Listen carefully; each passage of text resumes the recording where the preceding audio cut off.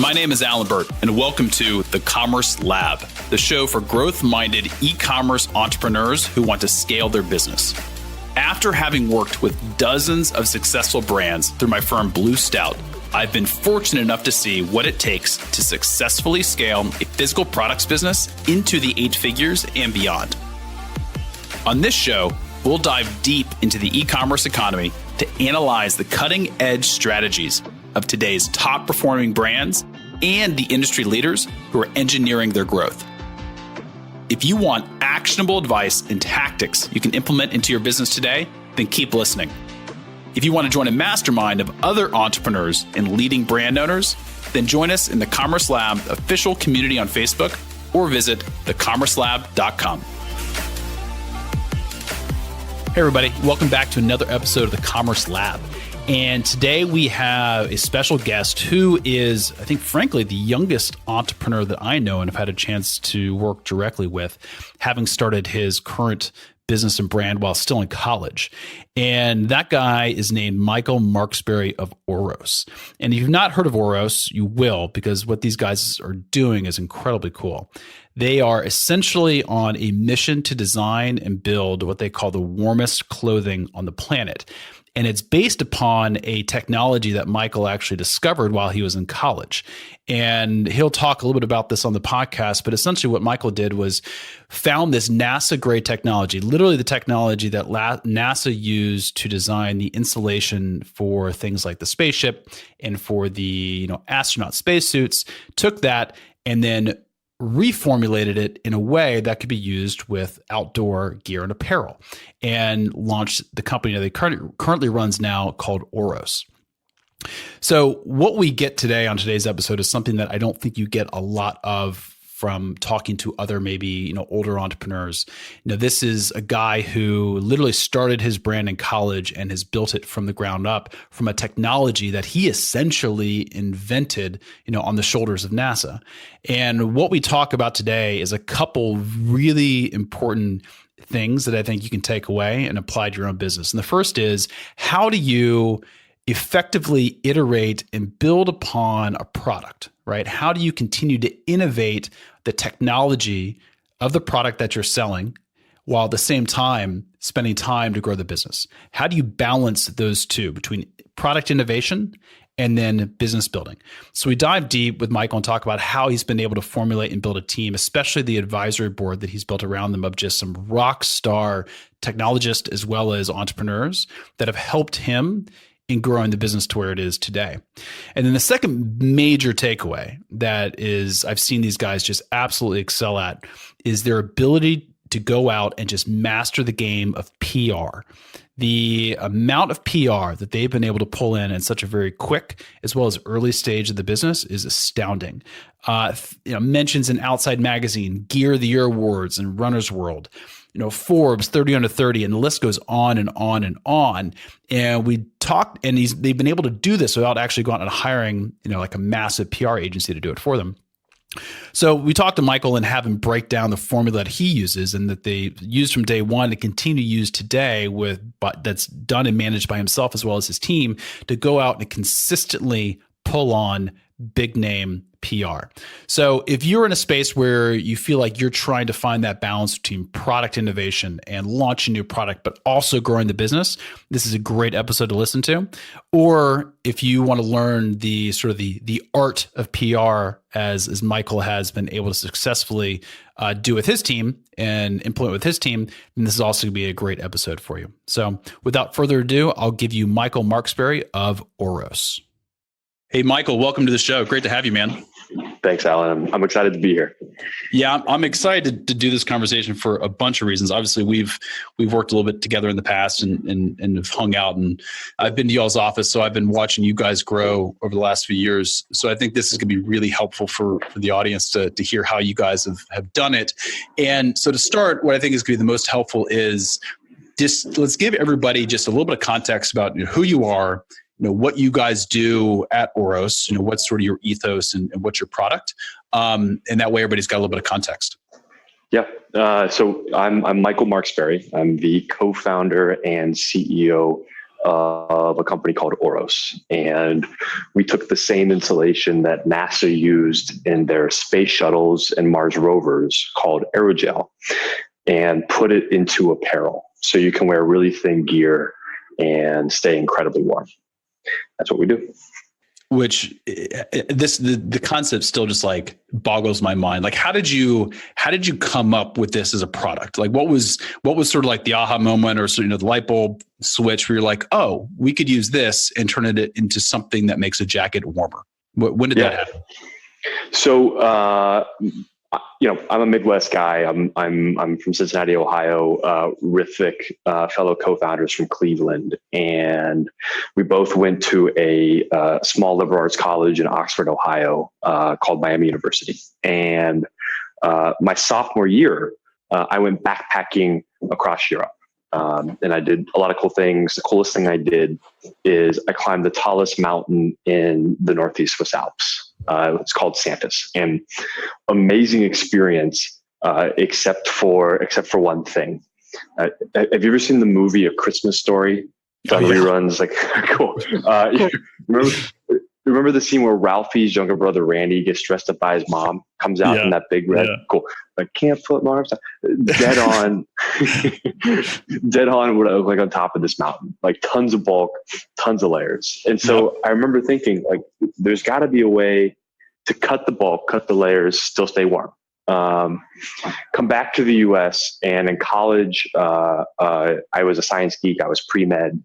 And when you're pre-med to get into med school, you've got to join a research lab and get publications. And I was fortunate enough to join a lab that was doing some amazing research. And through that research, was able to co-author some papers.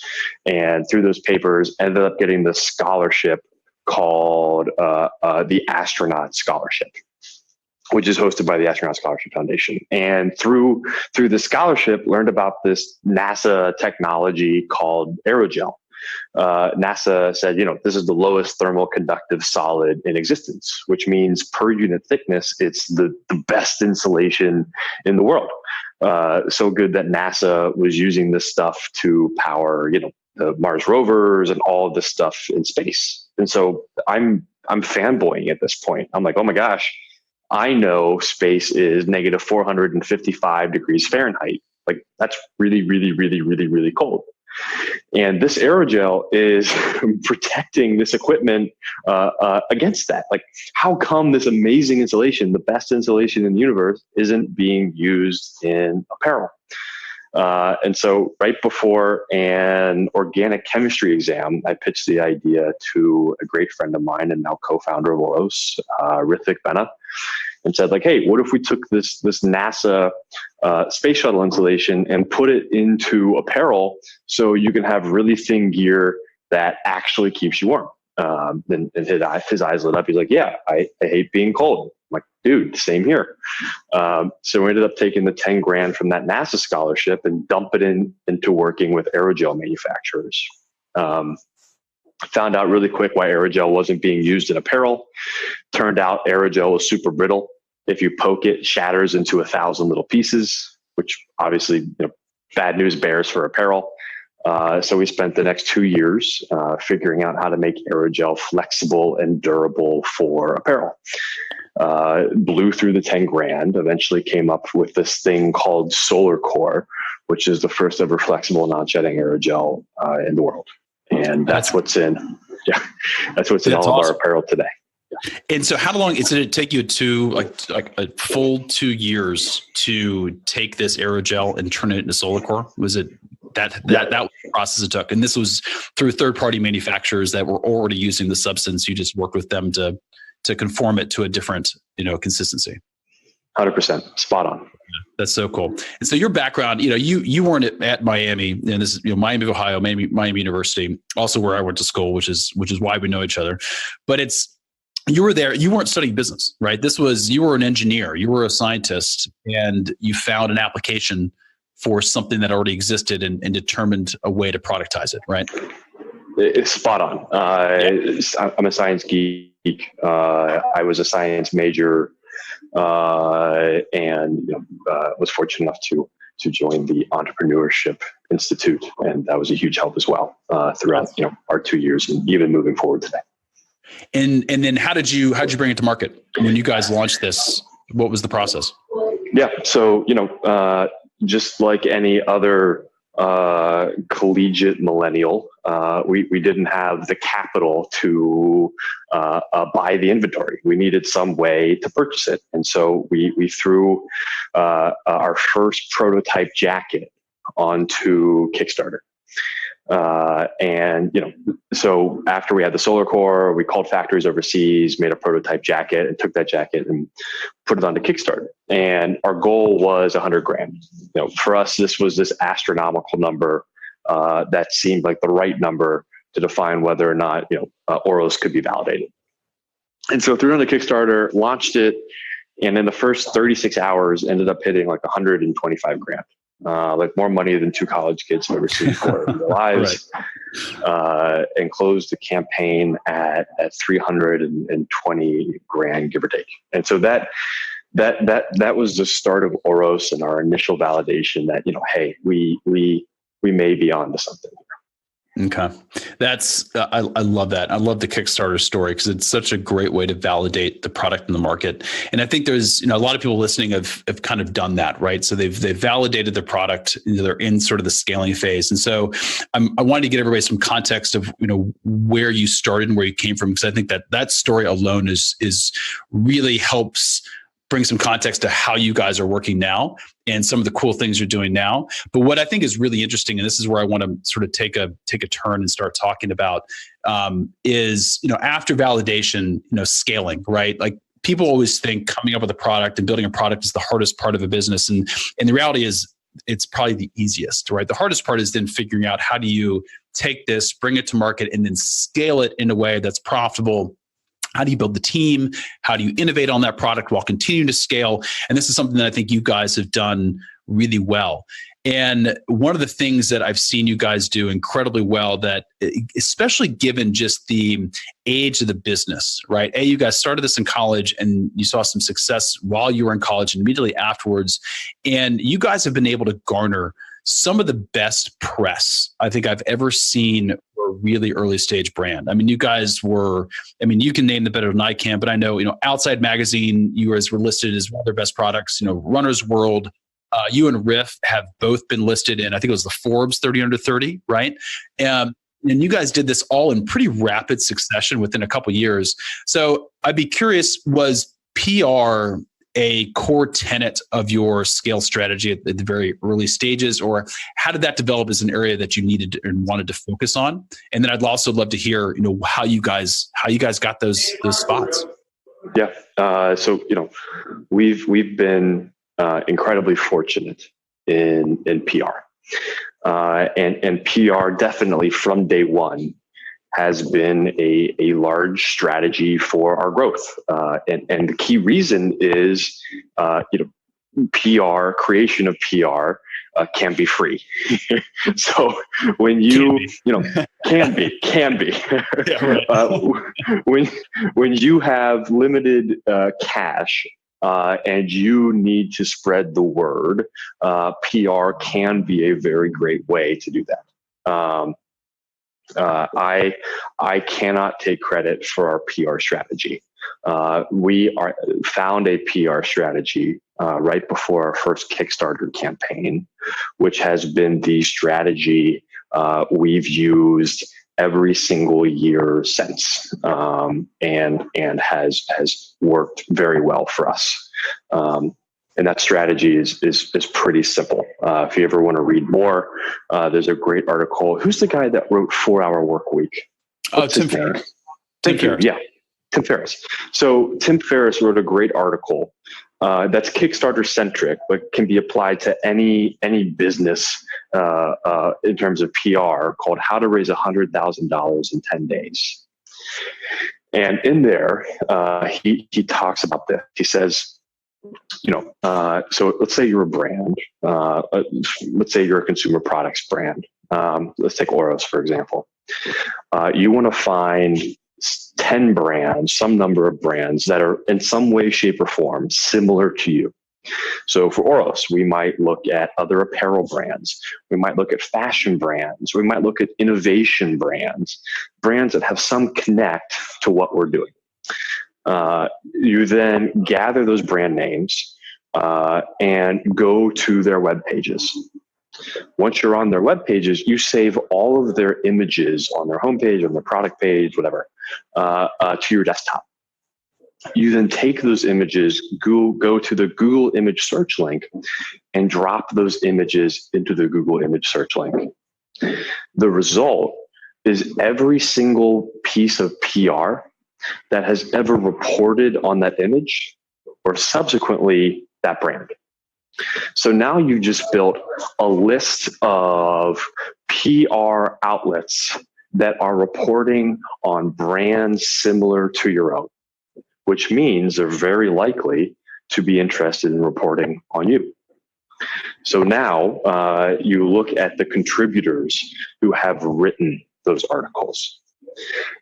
And you build a list of the contributors. If you like, you don't need to. I found that it always helps to use like similarweb.com to rank the different outlets. You can look at their traffic. You can look at where the traffic's coming from. You can compare it to your own traffic, and which traffic's converting the most geographically. There's ways to break that down, and you would know your own internal process. But so now you have your list of contributors. And I've always found that it really helps to be as human as physically possible. And what I mean by that is, most companies' PR strategy is, okay, we're going to create a press release and we're going to release it on some outlet like PR Newswire and cross our fingers and hope for the best. And candidly, that's also what a lot of PR agencies do. And it doesn't reach out to the soul of a contributor and encourage them to write about you. It's very generic. So what we do is we LinkedIn, we Facebook, we look into these contributors and understand if they would be a good fit for us. We understand, do they hate being cold? Do they like outerwear? Like, what is it that would make them really like writing about for us? And if, we have some mutual connect via LinkedIn or Facebook or otherwise, we use that connect to get connected. It has higher conversion rates. But so, now you have the opportunity to reach out. And if you can't have a mutual connect, there's always some way. You can always find, some social channel like Twitter or some email that you can reach out to. And you want to make that when you reach out, you want it to be as human as physically possible. Not only does it have higher conversion rates, but it's also the right thing to do. And so go ahead. I was going to say, you guys did this for the Kickstarter, and you said you've consistently done it year after year, same strategy? Same strategy. That's amazing. And so are you doing this personally? Is it somebody on the team that sort of has taken on and you guys have sort of built a playbook around this? Or how do you guys think about PR and who executes it and when you go about, going after it? Yeah. So, you need a story to tell. So win is pretty simple. Like if you want to talk about a financing round, you can do that. If you have a site launch, product launch, if you're doing some cool brand activation that you want to get out, like PR needs to be about something. So it's just, what do you want to talk about? What story is there today? In terms of who, I've found that for whatever reason, founders, presidents, and C-suites, when they reach out, generate a higher conversion rate of getting responses over others. Right. But within so I consistently reach out in terms of PR. With that said, I have an amazing team of people who help me assemble lists and also reach out as well. The larger you get, the more of this you need to be doing, and the more people can help. Yeah, that's awesome. I love that you're still at the core of that, because I agree.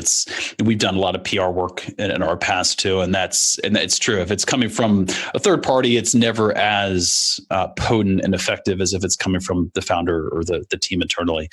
And I think PR is something that a lot of brands think about but overlook in terms of the power. I think it can be sometimes very hard to track and measure the exact ROI of those efforts because it's difficult to sometimes attribute sales to it. But especially in the early days of a brand, especially where you guys were at Kickstarter and afterwards, as you were trying to scale, what was really a fairly high price point product, right? You guys sell jackets with a proprietary technology that is not necessarily cheap, right? You guys are not the cheapest on the market, nor should you be.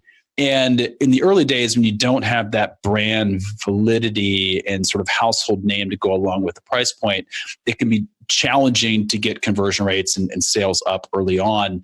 And while PR, it might be hard to attribute some of those sales back to PR, utilizing PR as part of the story and being able to talk about how you were featured in Outside and talk about how you're featured in Runner's World, that brings a level of validity and social proof for a first-time buyer that I think is really, it's hard to measure, but it can be invaluable. And it can take a price point that originally looks very high and all of a sudden make it look incredibly reasonable. And it increases that trust level the customer has in you. It reduces what we call, at least what we talk about internally, as perceived risk. So what's that perceived risk of the buyer? There's no real risk. We know your products are awesome. But what's the perceived risk that buyer has from buying from you the first time? And PR can just shatter those barriers if done correctly. So while you guys obviously took the very sort of the long road to do it, a lot of the manual hard work, I'm sure it was a huge piece of the early successes because of that social proof it provided. 100%. And everything you said is spot on. Yeah. So let's sort of change gears. I want to talk about something a little bit different because it's something I've seen you guys do equally as impressively as the PR, but with a product that is truly innovative, right? Like we see a lot of brands out there that really just take something that already exists and they apply some new branding, maybe some new positioning, and that's how they go to market. You guys literally innovated and took a NASA technology and turned it into a consumer product, right? So, and that's something you can do once, but you can't just rest on those laurels. You have to continuously innovate. And so you guys have been able to innovate on product, at the same time, been able to very quickly over the last few years scale up, into a real business, right? Into a multi-million-dollar brand. How do you think through as a CEO how you divide your time, how you hire, how you split up your team to focus on both of those two, but also very separate initiatives? Great, do you know what I mean? Great one. Absolutely. So, first off, not every brand needs to do what Oros is doing. I think, every brand is aspirational in some way, even if that aspiration is on price point. Oros happens to be aspirational largely in part due to our innovation. And so what that means is we need to be heavily focused, not just on marketing, but on innovation. And fortunately, both of them go hand in hand. And so that's a great benefit for Oros because we are able to invest in both for the sake of the business. And so when we hire, we pay very close attention to that as well. We have an amazing marketing team, but we also build up heavily on our innovation and technology and product teams. So, for example, our CTO, our Chief Technology Officer, and our VP of Product is the previous head of innovation and materials for the North Face. His name is Jeff Nash. And that's incredibly beneficial. Oros's goal from day one has been to create a long sleeve t-shirt that you can wear sub-freezing and still stay warm. So not just, thinner or warmer outerwear, but getting rid of the necessity of outerwear entirely. So all you need is a long sleeve t-shirt. That's so cool. And so innovation is like the blood in our veins. It is what drives us every day. And so we need to invest in it. Now, we're also incredibly fortunate. We're venture backed, and venture backing allows us to not only scale the business faster, but invest in the crucial areas of the business. like R&D. So it is definitely a balance, and not every brand needs to invest heavily in innovation. I think at the end of the day, it's what the ethos and the aspiration of the brand is. And for us, innovation and possibilities and the question of what limits is at our heart and soul. So we invest heavily. Do you think you could build a business like Oros without venture funding, or do you think it would be virtually impossible? Oh, I think it is incredibly possible. I think, venture funding allows you to grow faster and to take more risks. And it's something that we wanted to do. But I think absolutely you can scale a business like Oros without venture capital.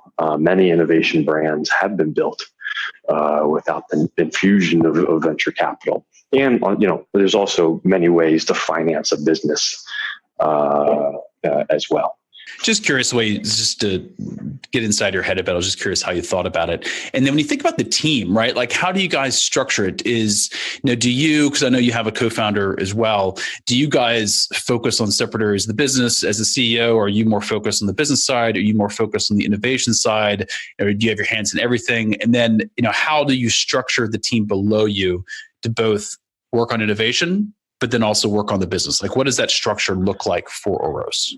Absolutely. So Rith and I, Rith is co-founder and COO, have very different roles within Oros. Rith is very focused on the operations of the business, as well as the tactical marketing of the business.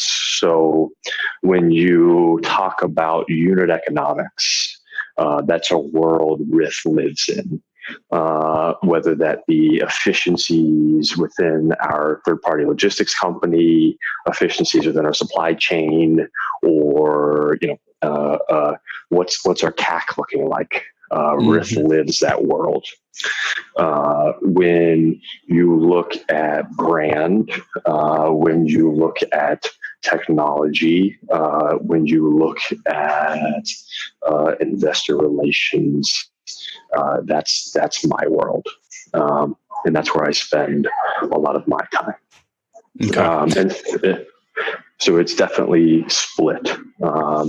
In terms of the team, we have a R&D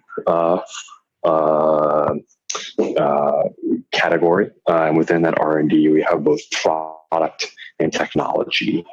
And then that's where a majority of the magic happens in terms of innovation and moving forward the product development and the technology development.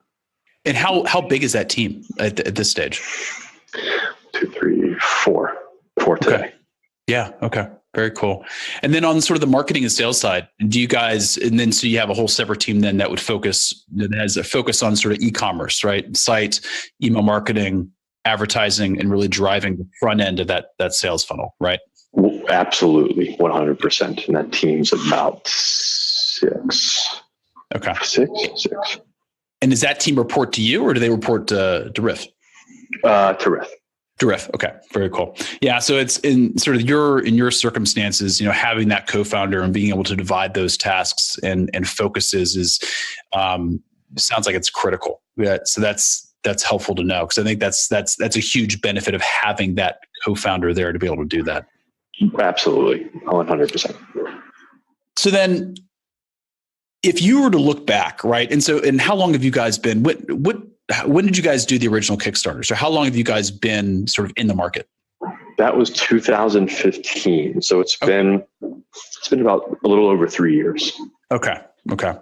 If you look back over the 3-year span, and obviously in every business has this where you're trying and testing new things, constantly throwing things against the wall to see what sticks. And lots of times 80 to 90% of those things don't, right? And it's really just sort of a small percentage of them that stick and work and really end up being the levers that drive the business forward. I'd be curious to know, over the last 3 years of everything you guys have done, if you could sort of isolate down and think about what are those few things, or what's sort of that 80-20 principle, right? What's sort of that 20% of the stuff that you guys have done that have grown the business, that if you were to do it all over again, you would just focus on those things because that's what grows the business. For you guys, what would that be? I would say two things. The first is Rith and I are 25. When we sold our first jacket, we were 22. Barely drinking. When you're 22 and when you're 25, there is a lot you don't know. And the smartest thing we ever did was to build both a team and an advisory board around us of people who are way more intelligent than us in different areas of our business. And so on this advisory board, I'll just name a few, one of which you and I both know is Pat O'Brien.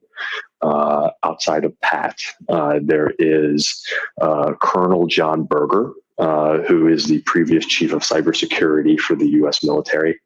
There is Sarah Buckley, who is the managing director of KeyBank Capital Markets, has taken companies like Lululemon and Under Armour to IPO.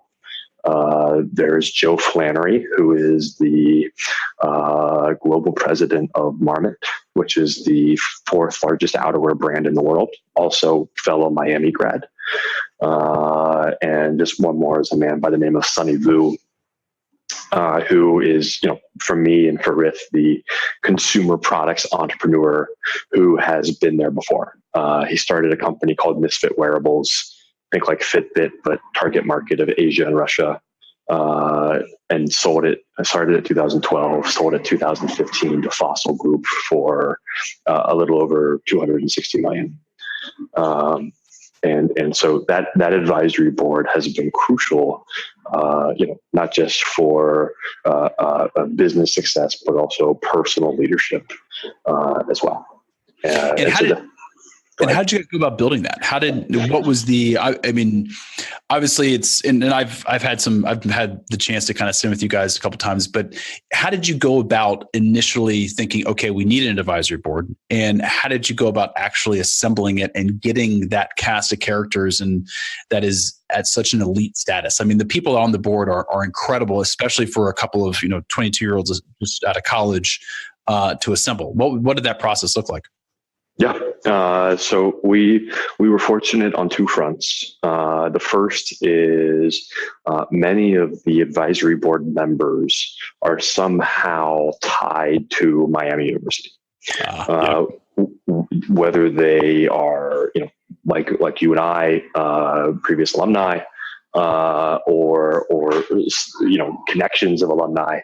And so on our way out the door of Miami, we use the alumni network heavily to build the board.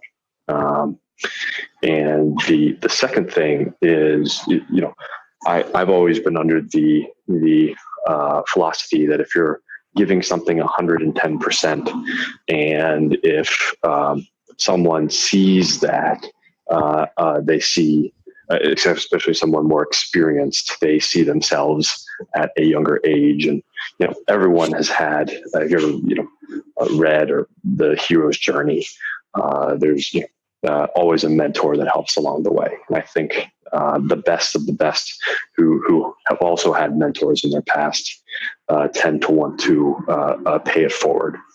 And they're looking for the right people to pay it forward to. Yeah, that's awesome. And did you guys, and you guys don't have to talk about this if you don't want to, but do you guys, when you assembled the advisory board, were you guys looking for people to also invest? Was it something where you guys were, handing out options and equity? Or was it purely advisory? Were these just sort of purely mentors that wanted to help? That's a great question. So we initially turned down investment from the advisory board. I wanted to keep them very separate. We did give the advisory board options, a small amount of options in the business. But recently in our last round, we caved a bit and we did take some capital from some of the advisory board members. Cool. Yeah, I was just curious for other entrepreneurs listening, how I think it's helpful to understand that structure, because I think if you've never done it before, that's how do you manage that? How do you assemble a group of advisors? How do you let them have skin in the game to a certain degree, and how do you sort of structure that and navigate those waters? I think is always very interesting. So I'm curious. It's helpful to know how you guys did it. Yeah, absolutely. And then something I always like to ask other entrepreneurs, because it's something that I think anybody who's ever started a company in any capacity struggles with. And I think it's helpful to learn from others about how they've done it and how they've sort of refined their process along the way. But would love to know about how you think about two things. One would be sort of time management, and how do you structure your day in order to get the most output out of it? Not just output, but also just the most effectiveness out of it. So what does your day look like? And then secondly, managing stress, right? Because there's just inherently a crap ton of stress that comes with starting and scaling a business. It doesn't matter what industry you're in, it's there, and it has to be managed. So I'd be curious to know, as a CEO, how you build your day, and then also how do you manage the stress that comes with scaling a company? Great question. So on the managing time perspective, I feel like a lot of people get into the office, sit down, and respond to their emails from top of the list down, which makes very little sense to me. In the world in the world of entrepreneurship, especially in the early stages of a company, every day is going to be different. And so daily, when I wake up, the first thing I do is I look at my calendar. I look what I have planned. I also have a planner that lets me know what priorities I have for the day. And I relist. What do you use as a planner?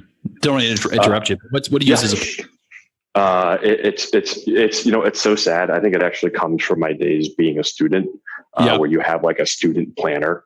It is literally like a student planner, except it looks a little bit more formal. That's all it is. And it's physical. So for me, I have my digital calendar, which shows me like my meetings for the day. And then I have my physical planner that shows me like what I need to get done. Does that make sense? I need to have like that physicality. I like to touch and feel and like, and so every morning I'll look at my schedule, understand what meetings I have. I'll look at my planner and understand what I need to accomplish every single morning. And that's how I approach the day in terms of time management. Then I know where I need to be and also what I need to accomplish, as compared to just sitting down and responding to my emails and hoping for the best. Nothing gets done on email. I agree. Yeah, and then that's how I time manage. And then on the stress, a couple things. One, I'm really fortunate to have a co-founder. No man is an island. And so having a co-founder has been a huge help for me. I'm assuming for Rith as well, on the stress level. You have someone to talk with. Same thing with the advisory board. Especially Colonel John Berger and Dr. Tim Holcomb have both been huge for a personal leadership perspective, and just talking through things. Outside of that, I think having working out and staying in shape is incredibly important, not just for your own productivity, but for your stress level. And also, not being 100% serious all the time. Being able to laugh at certain situations is important. And I think that's how I manage my stress. Okay. No, it might sound like an odd question, but I think it's something that it gets overlooked a lot. When reality is, if you can't operate on a daily basis and you can't organize on a daily basis and you can't manage the emotional roller coaster of entrepreneurship, it's I think it's sort of at the core of success, right? So you've got to get that stuff right because that's the foundation. Or else everything else sort of starts to fall by the wayside. So I think it's an important topic that not a lot of people cover or talk about. So thanks for sharing that. Then I know you guys have a huge, this is the busiest time of year for you guys. So I'm gonna let you go and get back to actually growing your business. But before we do, where can people find you guys? Other than just heading to Oros, I think it's orosapparel.com, right? Where else can they find more about you if they want to connect or find more about Oros? Yep. So to learn the most about Oros, 100% direct to consumer brand, have no physical brick and mortar presence. So the best place to learn about the brand is our website, www.orosapparel.com. Separate from that, you can find some great PR that talks about Oros. Feel free to drop me a note at m.markesbery@orosapparel.com and reach out to me too. That's awesome, man. I encourage everybody to check out Oros. I've got one of your jackets. I love it. I live in the Pacific Northwest and we're heading into the winter here ourselves. And I literally just wore it last night and it was fantastic. If you haven't checked these guys out, they literally are innovating on a space that I don't think has really been innovated on at this level for decades. I mean, if you guys are wearing sort of puffy coats, wearing lots of layers, they literally have created a new technology that totally changes the game. So make sure you check out Oros. Make sure you follow Michael. These guys are doing some incredible things out of Cincinnati, Ohio. And as an alumni, also an alumni of Miami University, I love the street cred you guys are continuing to help build for the school. So it was fun chatting with you, Michael. And hopefully we can check in a little bit later, maybe another year from now, and see how you guys are doing. Absolutely. This was fun. Thank you. Thanks for joining us on this episode of the Commerce Lab. To connect with myself or the team here at Blue Stout, visit us at bluestout.com. To join a community of like-minded e-commerce entrepreneurs and other brand owners just like you, join the Commerce Lab official community on Facebook or visit us at thecommercelab.com.